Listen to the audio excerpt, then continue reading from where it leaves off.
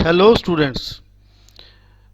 तो अब तक हमने जो स्टोरीज और पोइम थी वो सारी कंप्लीट कर ली हैं DENG 103 की। और मुझे उम्मीद है कि आप लोगों को अच्छी तरह से समझ भी आ गई होंगी और किसी को कोई प्रॉब्लम नहीं होगी। अगर कोई प्रॉब्लम है या कोई क्वेश्चन नहीं पता लग रहा तो आप जो है कमेंट बॉक्स में जाके उसे ऐड कर सकते हैं। आपकी जो क्वेरी है वो सुनी जाएगी। अगर ज़्यादा प्रॉब्लम हुई तो उस पर वीडियो भी बना दी जाएगी। तो आज हम शुरू करने जा रहे हैं यूनिट 2, जो कि ग्रामर का एक इम्पॉर्टेंट पार्ट है। कोई भी इंग्लिश का एग्ज़ाम हो, हमें पता है कि ग्रामर एक इम्पॉर्टेंट रोल प्ले करती है। तो ये BA फर्स्ट ईयर जो LPU का कोर्स है डिस्टेंस एजुकेशन का, उसमें भी ग्रामर का एक इम्पॉर्टेंट पार्ट है।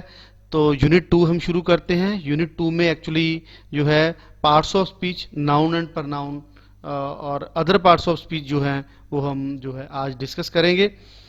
सबसे पहले तो थोड़ी सी ओवरव्यू है, शॉर्ट क्वेश्चन पूछा जा सकता है, define parts of speech.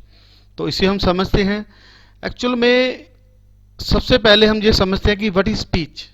Speech आपको पता ही है, जो भी कुछ हम बोलते हैं, जैसे मैं आपको हिंदी में बोल रहा हूँ, जो भी हम इंग्लिश में बोलते हैं, जो सेंटेंस हम बोलते हैं, उसके पार्ट्स जो हैं वो एक जो सेंटेंस है वो कई पार्ट्स को मिलके बनाया जाता है।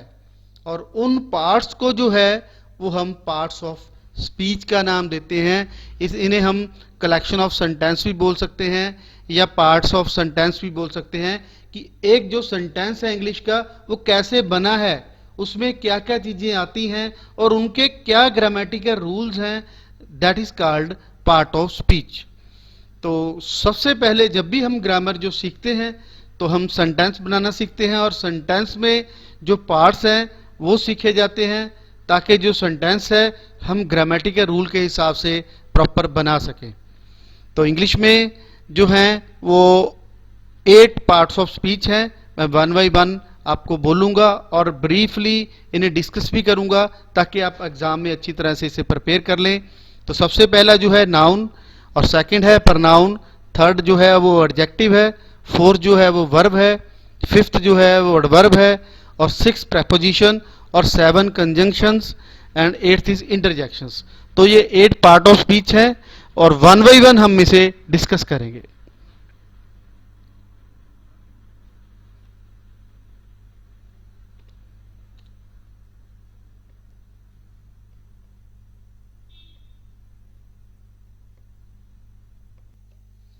अब हम जो पार्ट्स ऑफ स्पीच हैं वो वन बाई वन करके सीखेंगे। सबसे पहले जैसे कि मैंने बोला था नाउन। नाउन जो है वो फर्स्ट पार्ट ऑफ स्पीच है। और नाउन क्या होता है, इस तरह से क्वेश्चन भी पूछा जा सकता है। Define noun and its types with suitable examples. तो इस वीडियो में हम नाउन के बारे में सीखेंगे कि नाउन क्या है और ये कितने प्रकार का होता है। तो नाउन क्या है?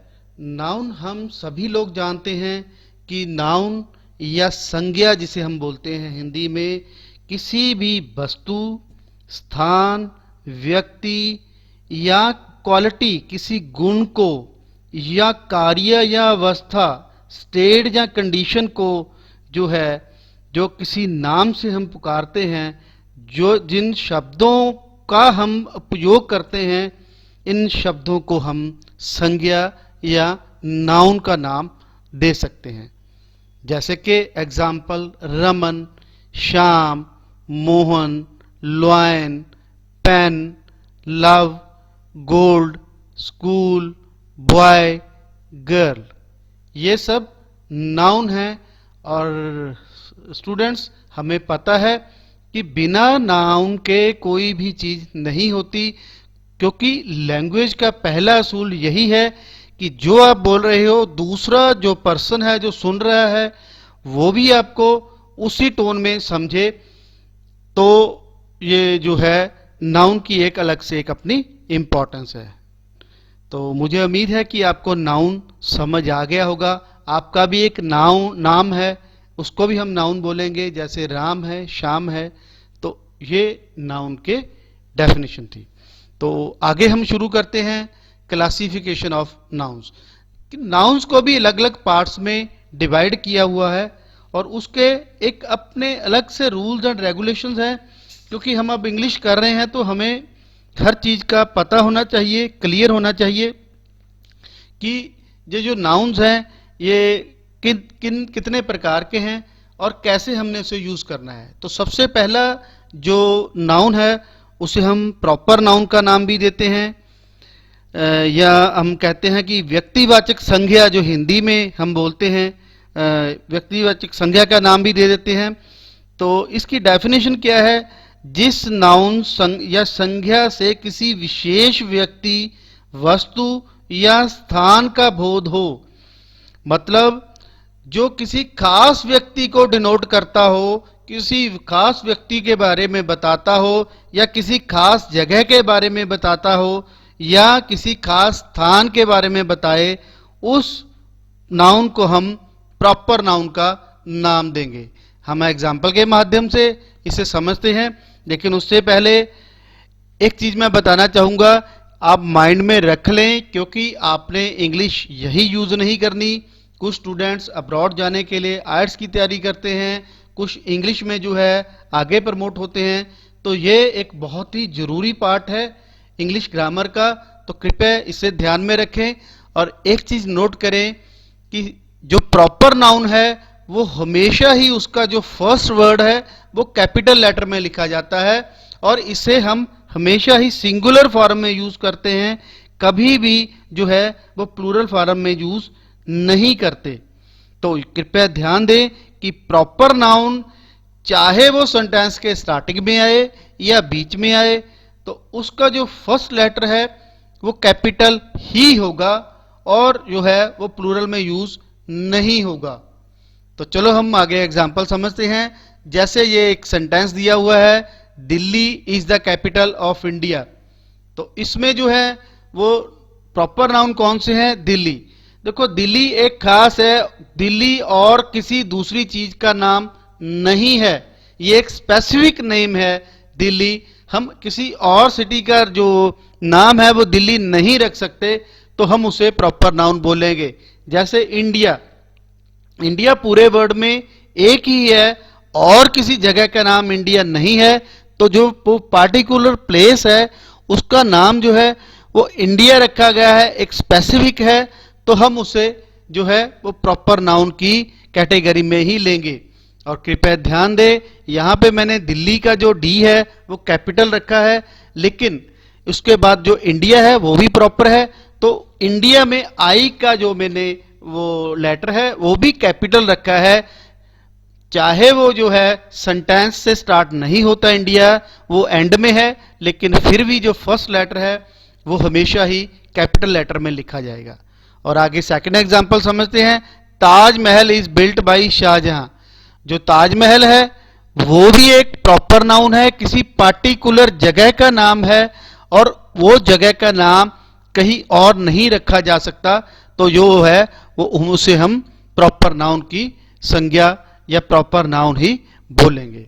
तो इस तरह से मुझे उम्मीद है कि आपको प्रॉपर नाउन अच्छी तरह से समझ आ गया होगा। तो हम आगे चलते हैं स्टूडेंट्स। नेक्स्ट है कॉमन नाउन, जिसे हम हिंदी में जातिवाचक संज्ञा का नाम भी देते हैं। और आगे हम डेफिनेशन इसकी समझते हैं। जिस नाउन या संज्ञा से एक वर्ण अथवा जाति के प्रत्येक व्यक्ति या वस्तु या स्थान का बोध हो, उसे हम कॉमन नाउन की कैटेगरी में लेते हैं। जैसे जो है वो एक कैटेगरी नहीं शो करता, वो जो है वो एक जाति, पूरी जाति के बारे में बताता है, उसे हम जो है कॉमन नाउन कहेंगे। जैसे हमने बॉय कहा या गर्ल कहा, जो गर्ल है, गर्ल किसी एक पार्टिकुलर व्यक्ति के लिए नहीं है, बल्कि एक पूरी स्त्री जाति के लिए है। तो वो जो पूरी स्त्री जाति के लिए जो नाउन यूज किया गया है उसे हम गर्ल, वुमेन, या जैसे मेल या बॉय, जो है स्कूल, टाउन, तो इन शब्दों को हम जो है वो कॉमन नाउन में जो है लिखेंगे, इन्हें हम बोलेंगे कॉमन नाउन। जैसे कि मैं आगे एग्जाम्पल में समझा रहा हूं, my book is on the table.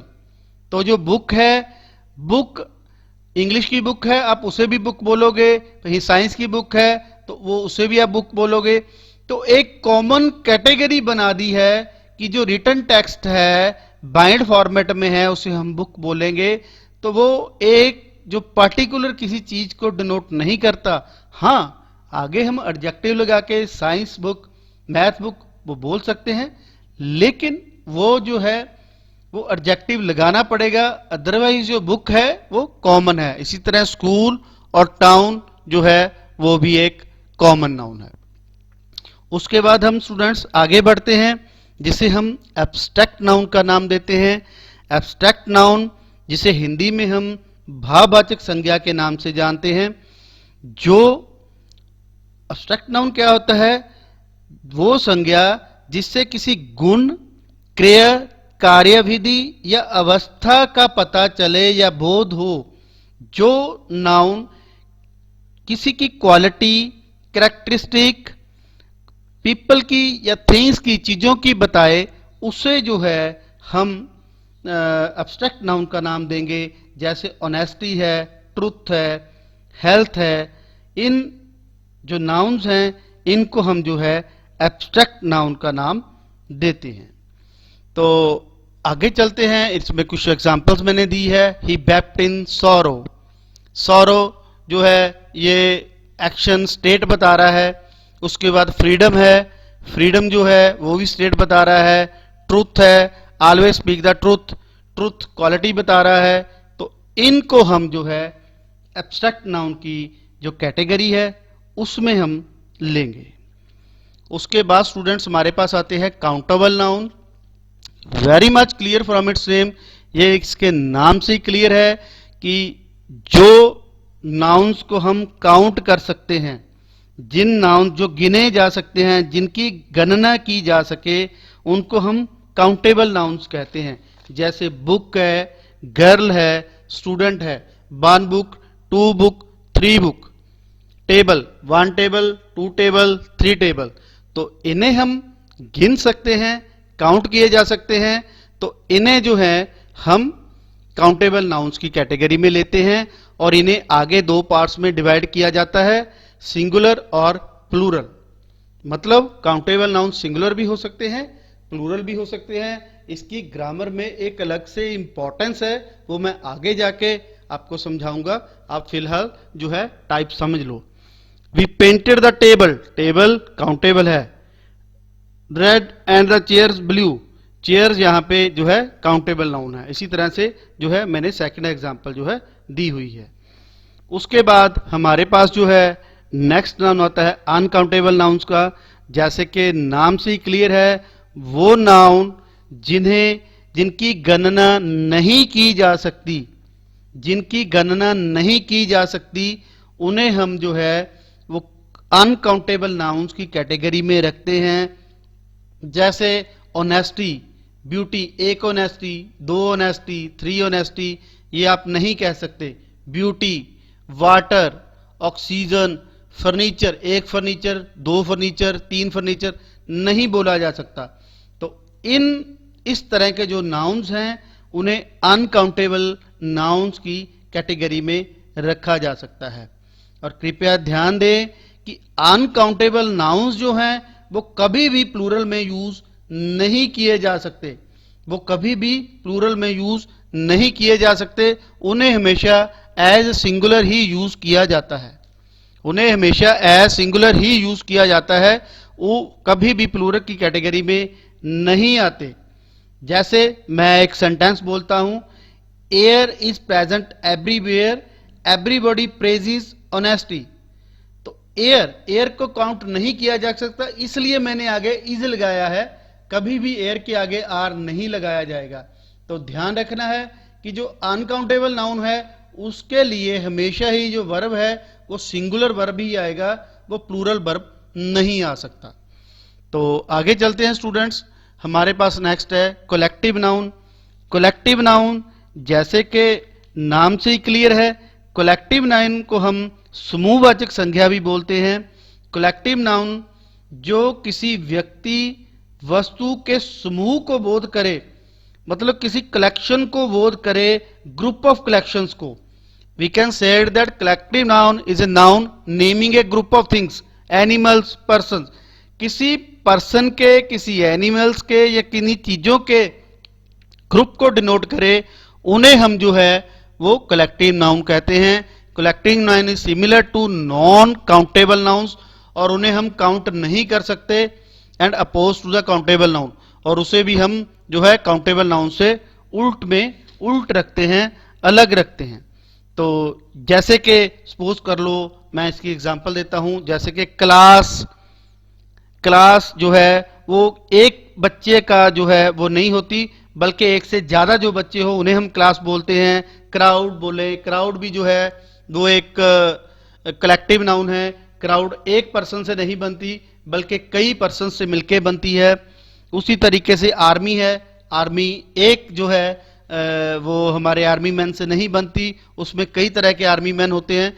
तो इस तरीके से जो है हम जो है कह सकते हैं। इस तरीके से मैंने यहाँ पे क्लास, फ्लॉक्स एंड जूरी, जूरी में होती है जो जजों का कट समूह होता है, उसे हम जूरी बोलते हैं। तो यह जो है कलेक्टिव नाउन में काउंट होता है। उसका जो हम नेक्स्ट नाउन है वो है material noun.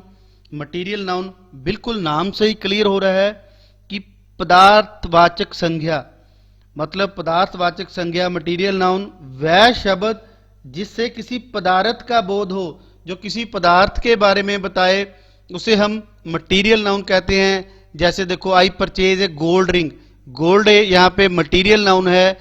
This is a shop for diamonds, ये शॉप जो है वो डायमंड्स की है। तो यहाँ पे जो है, यहाँ पे भी मटीरियल जो है शो हो रहा है, तो हम जो है इसे मटीरियल नाम की संज्ञा जो हो वो कहेंगे।